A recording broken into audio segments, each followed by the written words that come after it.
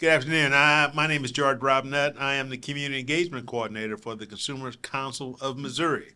Today, we bring you an exciting segment of our Consumer Thursdays, and today we have the St. Joseph Housing Initiative.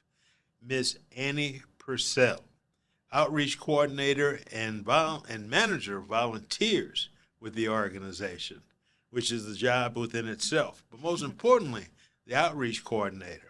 I was really impressed and enthused when I looked on one of the sites and saw what the mission and objectives were of the St. Joseph Housing Initiative.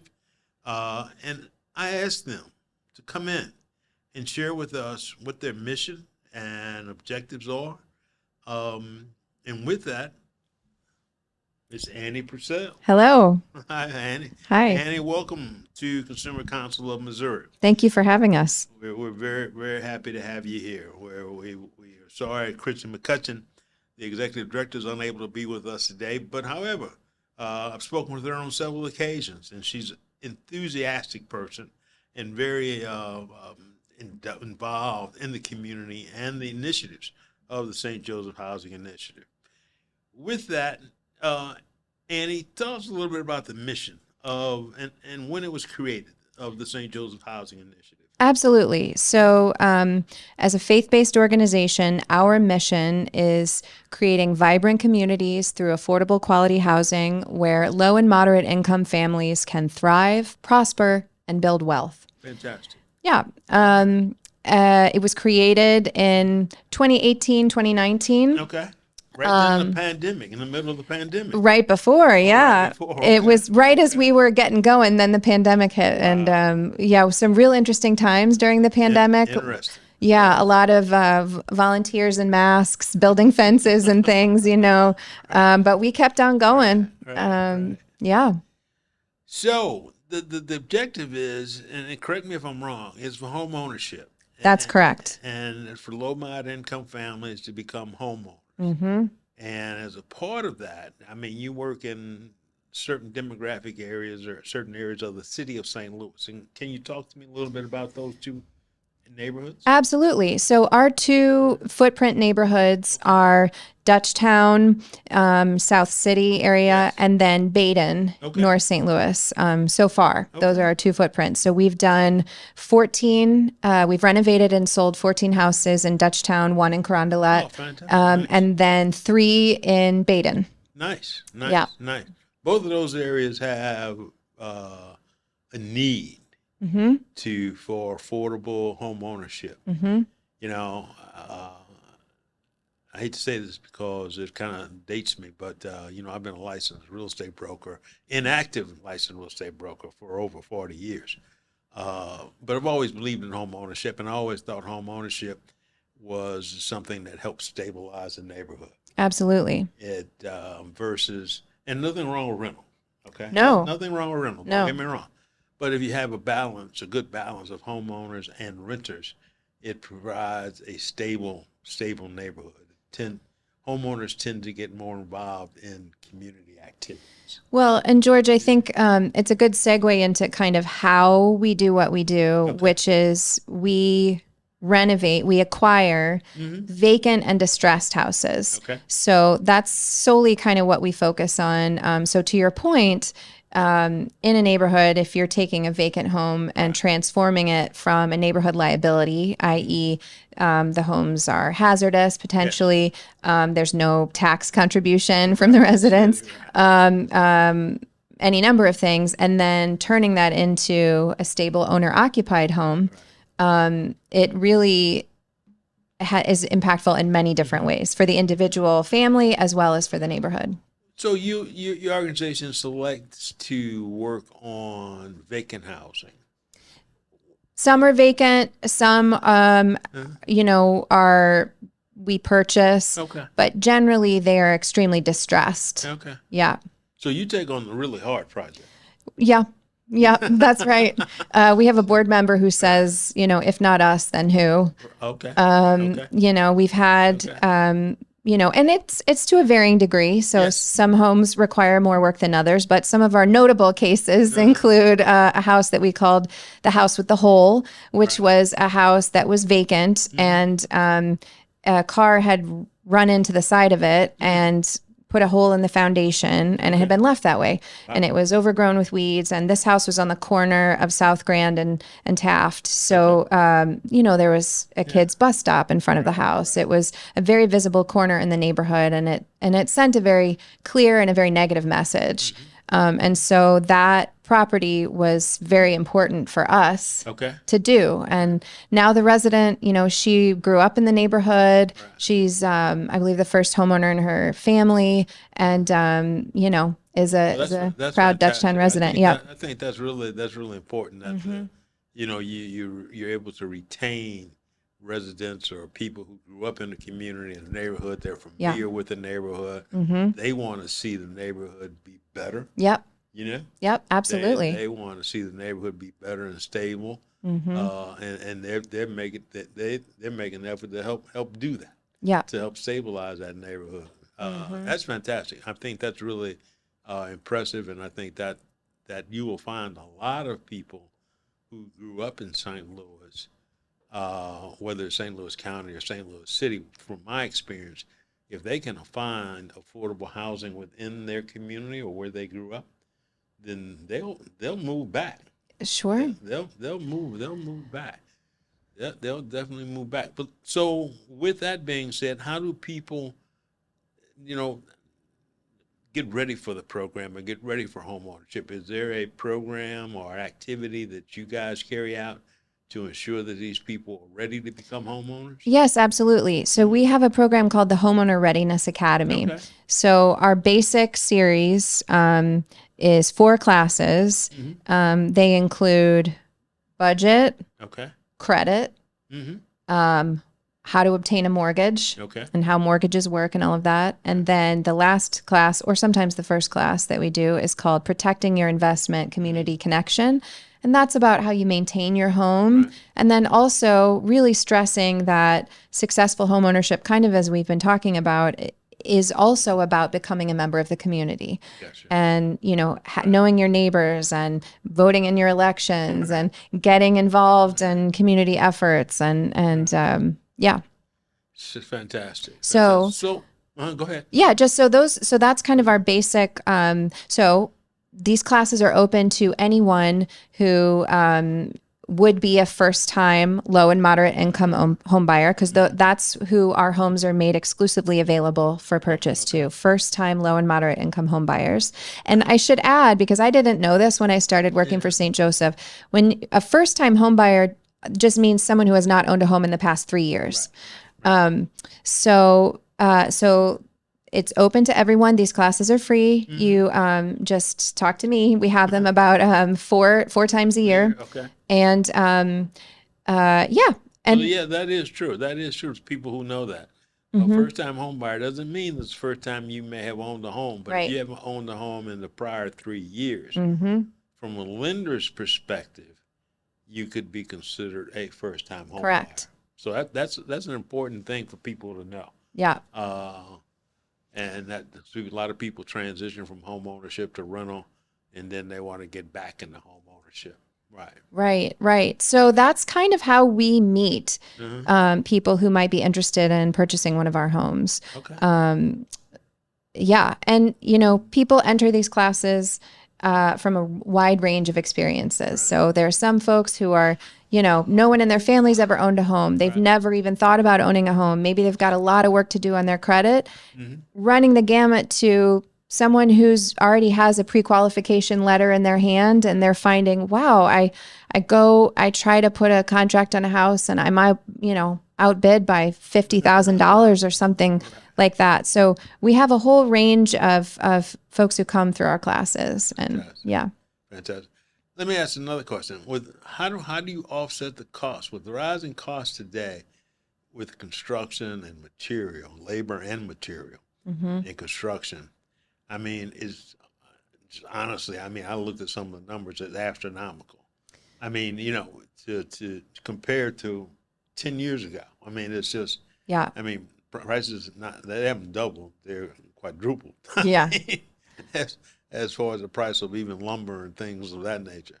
It is So, very intimidating. Yeah, it's intimidating when you look at some of the costs associated with the renovation work, I'm sure. Yeah. And you look at, so how do you offset the cost of home ownership versus the cost of construction? Because I can only assume that in some cases, your cost for renovation is 4 times what the market value may be for that property. Yes, our renovations do exceed what we can sell the houses for. Usually it's around the $50,000 range, what the gap of what our loss is. Okay.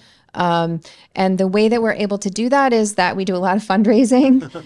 So we have some very generous foundation donors, individual donors, and then of course what we sell the homes for. But really through the generosity of the community who believe in this mission.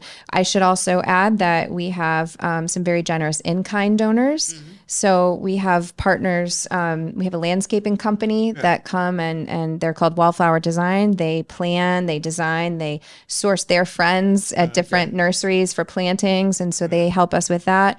Stribe Electric has wired a couple of our houses with their apprentice program. Maplewood Plumbing has donated water heaters. And then in addition to that, we engage a large force of volunteers. So our volunteers do help in some of the construction elements of our houses. Yeah, fence building, painting. So in essence, it takes a lot of people, it takes a lot of generosity. That's right. In order to make it happen. It does. And I think also some of the points that you were making about it takes generosity and also belief in that this works. Yeah. And that this, when we help one of us, we help all of us, really. Right. Because if our communities are thriving, then our city's thriving, and then we're all thriving. Well, I'm a firm believer that neighborhood stabilization is the key to community success and overall community stabilization. Yeah. If you don't have stable, and I mean, you can even go block by block. Yep. If you don't have stable neighborhoods for people to live, work, and play, then that community, that neighborhood, in my opinion, is going to suffer. Yeah. Yeah. So.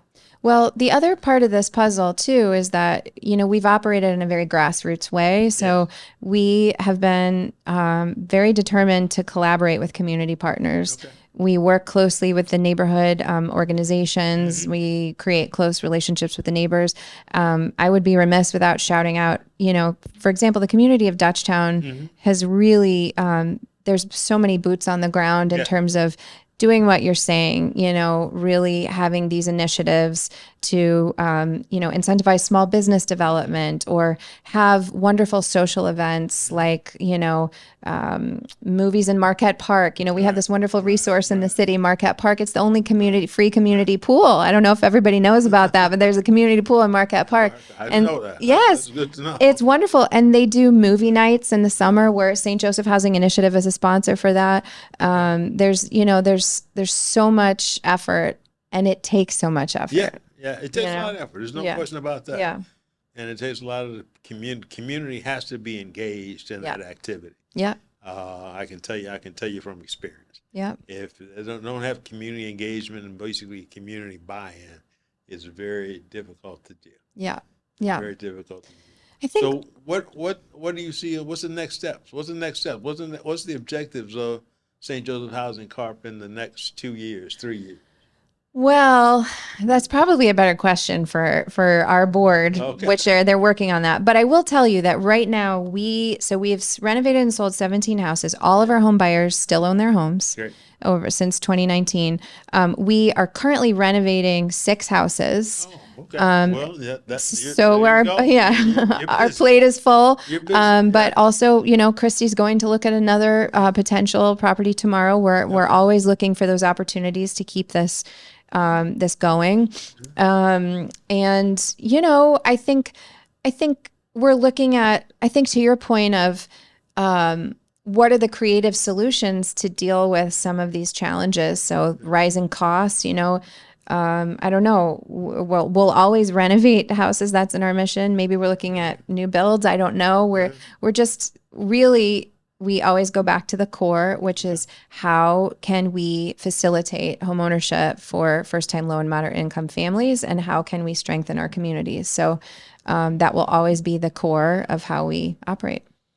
Fantastic. Down payment assistance. Yes. Does any of your lenders or applicants or purchasers, are they able to secure down payment assistance? 100%. So first of all, when you purchase a St. Joseph Housing Initiative house, we have several wraparound supportive benefits for our buyers. So one, for the buyers of our homes, we offer down payment assistance ourselves towards the purchase of that home. Nice. So at least $5,000 of down payment assistance.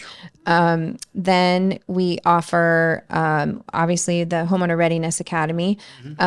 We do what's called a homeowner welcome package, I think it's called, but basically it includes a welcome basket that has a toolkit, cleaning supplies, paper products, things to kind of get you set up, a fire extinguisher, right when you move in, an electric lawnmower. Everyone receives an electric lawnmower. Yeah.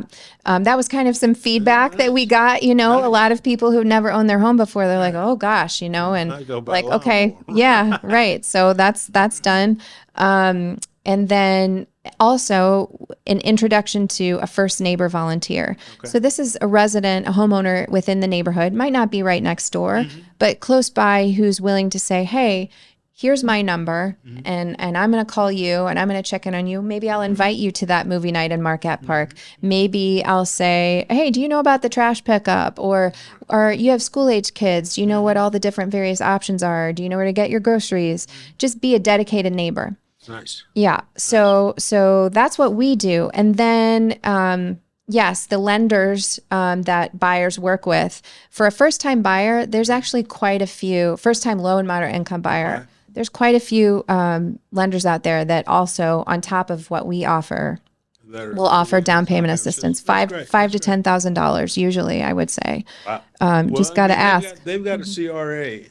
They got to meet the Community Reinvestment Act requirements. That's true. That's true. So I'm sure that some of them are anxious to work with you guys. Yeah. In order, because one of the requirements, from my experience, is that the home buyer has to go through an educational program or process, which I think is vital, because you'd be amazed at the number of people who don't know the realities or requirements of home ownership.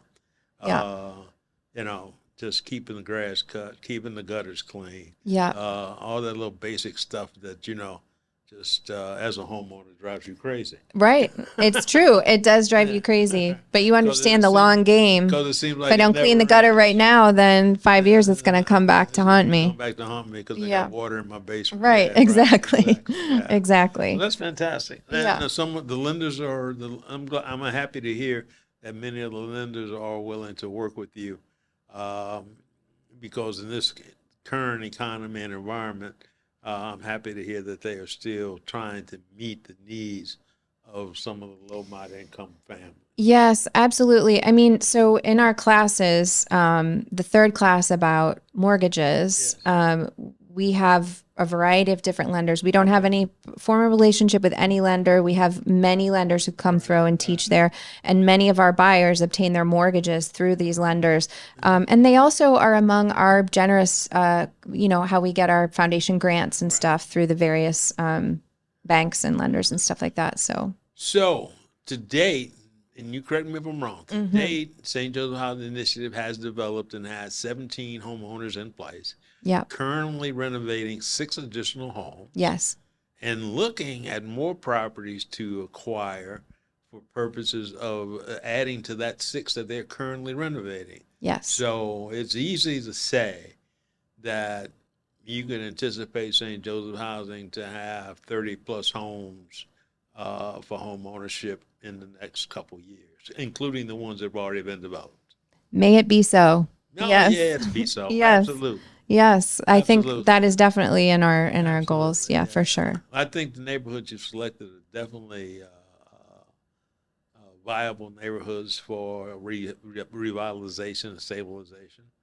Um, Having worked in the city and county for a lot of years, I won't say how many, a lot of years. I mean, they're potentially they were and could be and will be very vibrant communities. Because I've worked in those areas, Yeah. believe it or not, years ago, in the development and creation, looking at the community development plans, stabilization plans, through my own personal experience. Um, Even managing some properties in those given areas. And I've heard nothing but great things about the Dutchtown Neighborhood Association, and also that the Baden Neighborhood Association is really involved in trying to strive to make their community better as well. Absolutely. So you've got good community partners there, and I'm hoping that the city is working with you as well to make things better. I hope. Our alder people have been very helpful. Oh, Yes, fantastic. absolutely. Fantastic. Pam Boyd and Shane Cohn have been very, very great Very, partners as well. well. Yeah. I know them both. We've presented to groups for alderperson Boyd, and I've known Shane a long time, and I know he is seeking another position with the city at this time. And I wish him the best. Oh, that's fantastic, and I'm glad to hear that they are cooperative and supporting of your endeavors. How do people get in touch with you? Yeah. Absolutely. Well, I would say the easiest way is probably via our website, Okay. which is stjosephhousinginitiative.org. There's a contact us button. And there are little drop downs that kind of help you say what you're interested about. Okay. But then throughout the website, you can find more information about our homes, buying our homes, or about Homeowner Readiness Academy. So that's the best way to do it. Because all that comes to me, and then we get it we get it where it needs to go. But yeah. So don't forget that. Go to stjosephhousingacademy.org website, and you can find a lot of detailed information there about the organization, as well as about some of the programs and how you can potentially become a homeowner when you look at their website. And don't forget to reach out to them, even if you're not ready or you think you may not be ready for home ownership.